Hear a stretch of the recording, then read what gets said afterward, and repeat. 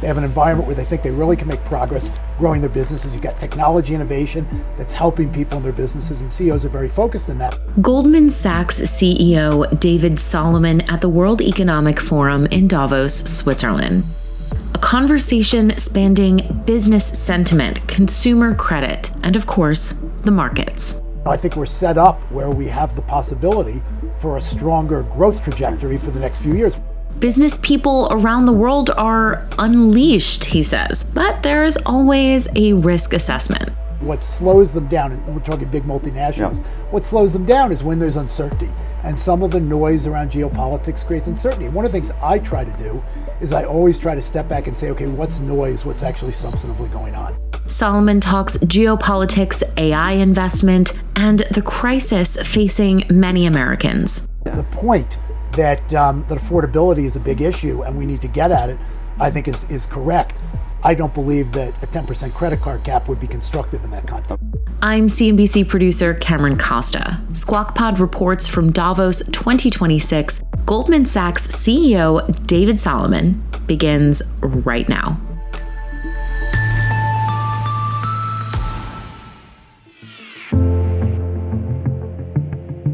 At the World Economic Forum, executives from all industries stop by the Squawk Box set. Bank of America's Brian Moynihan, soccer legend David Beckham, Bill Gates, Anthropic's founder Dario Amodei.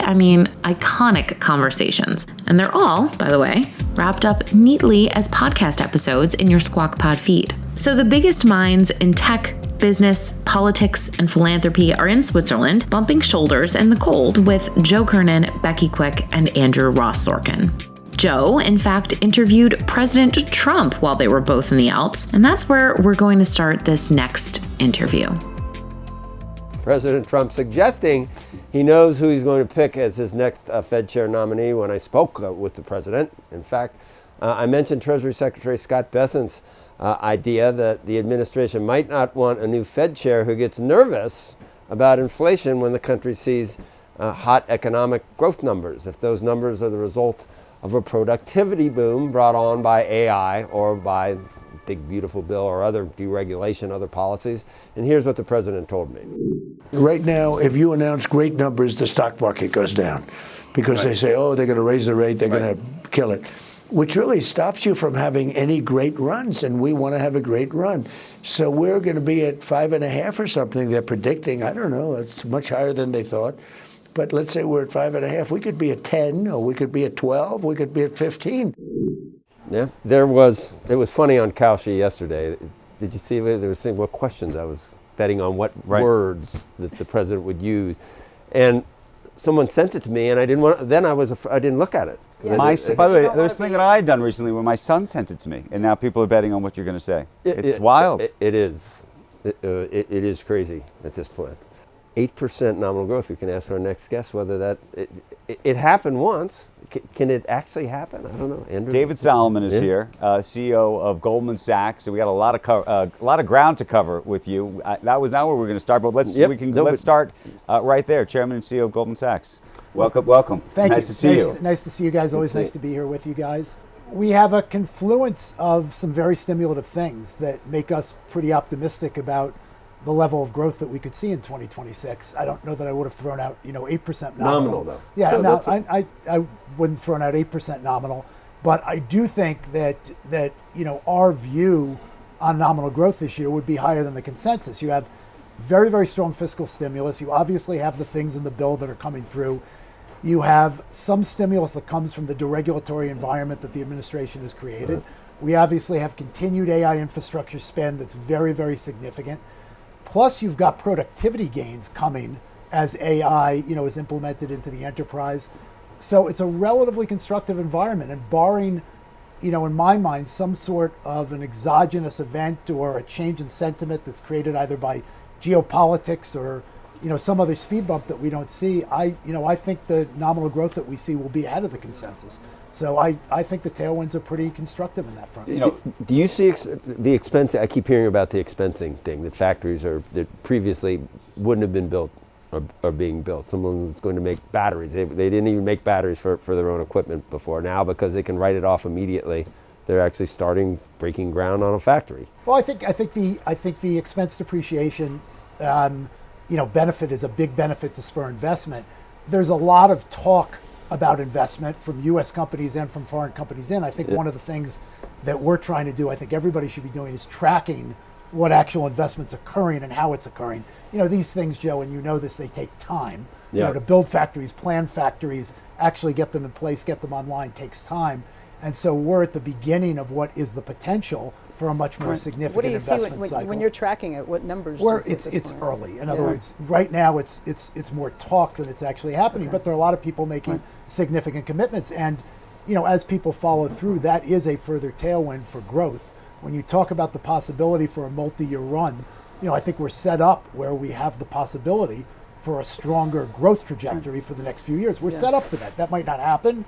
A bunch of exogenous things could soften it, but I think we're set up with a better possibility for that than we've had in quite some time. Can you square this circle for me? So the economy looks strong, yet on one end we had the Mark Carney speech where the whole world is breaking apart and there'll be new partnerships and complete sort of reshaping of power in the world.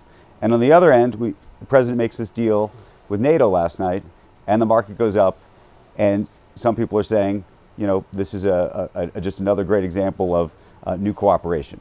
What's going on here underneath the sheets? Well, we talked about what's going on in the economy, particularly the U.S. economy, underneath the sheets.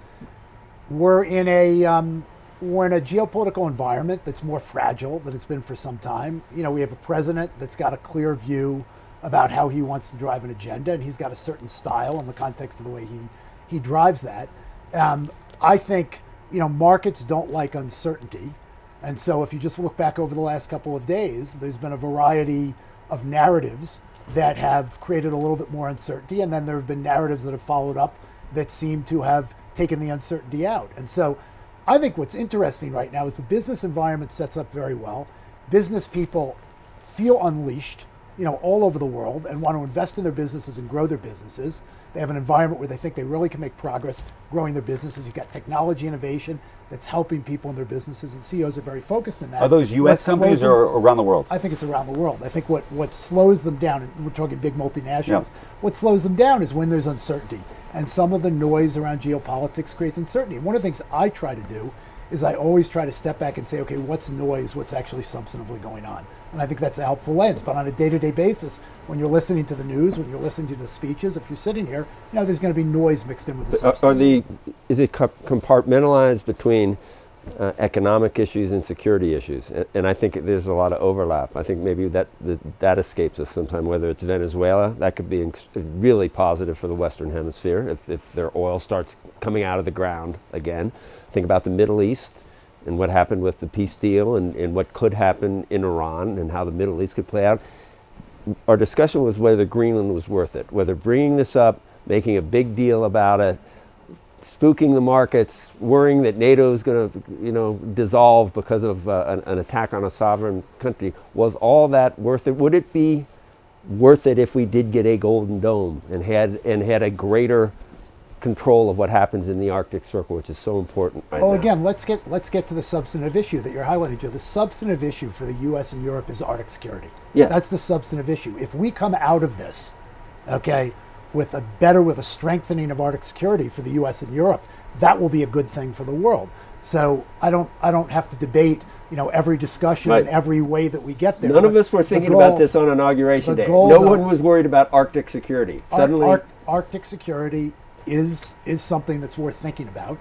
Okay, there are different ways to get there, but if we wind up with a better structure around that, that would be good both for Europe and the U.S. But we don't know at this point what the deal looks like, but it's both security and you can't have economic prosperity without security. No, security is a very, very important of economic prosperity, for sure. Do you want to? I'm curious what you do think then of the Mark Carney speech, because clearly he's saying that Canada may ultimately have to align to some degree with China. So our neighbor aligning with China in any way is something that historically we would have done everything to prevent. Yeah, I think we're talking about some long cycle structural changes. I wouldn't let one speech at Davos at this moment in time drive a conclusion as to where things wind up. The U.S. and Canada are massively economically entwined. Canada is a hugely important ally to the U.S. I'd watch to see how this plays out. I wouldn't glean too much from the speech, but it obviously was an important speech.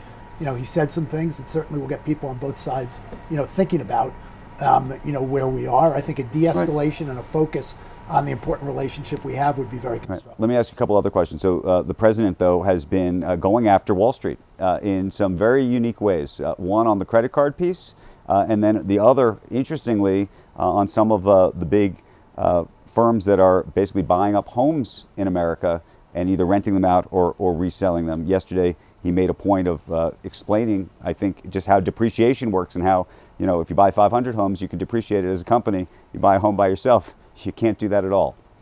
What do you think of what's happening here? So he's touching on, with these topics, he's touching on issues that are real issues. I think affordability is a real issue in the United States.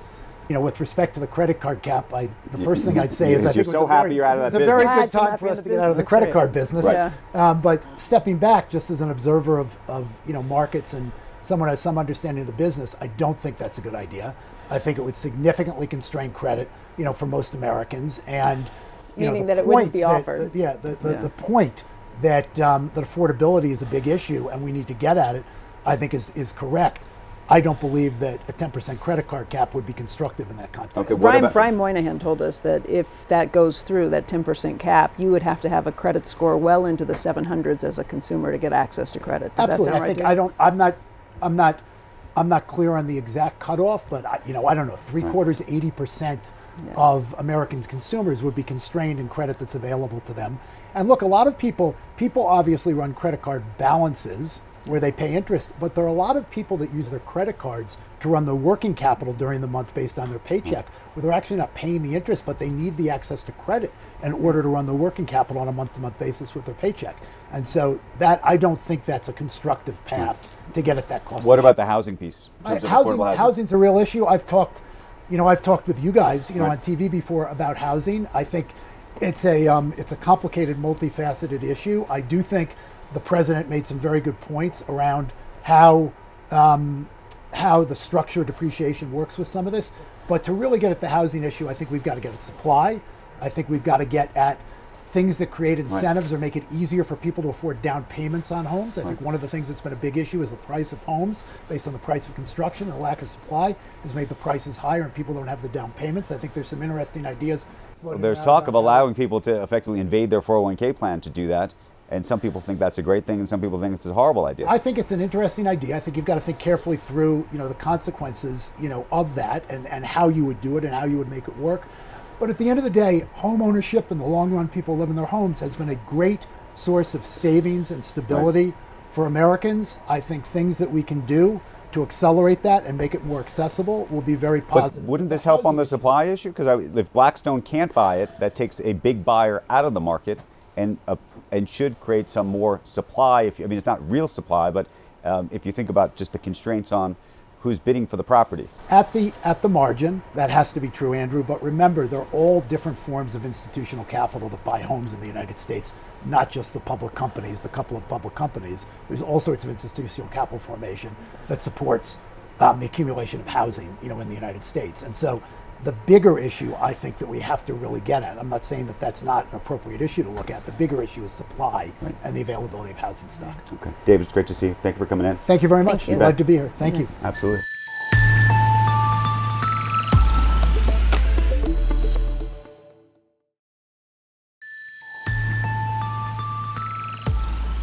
Thank you for listening to this special Squawk Pod Reports from Davos. This is just one of our many interviews from the World Economic Forum. I promise it's worth following Squawk Pod wherever you're listening now. Squawk Box is hosted by Joe Kernen, Becky Quick, and Andrew Ross Sorkin, usually from the NASDAQ market site in Times Square, but 1 week a year, they're in the snowy Alps. Squawk Pod is produced by me, Cameron Costa, and Zach Valisi. Julie Trass is our editor. Have a great day.